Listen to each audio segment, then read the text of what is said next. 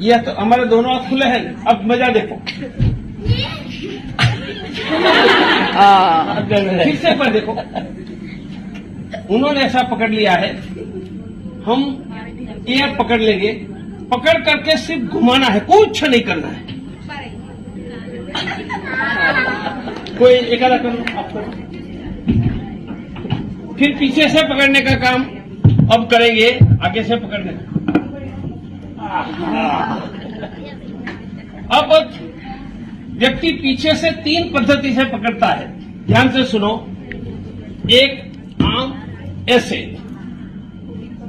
दूसरा हमारे हाथ खुले हैं और पकड़ा, और तीसरा दोनों हाथ पकड़कर।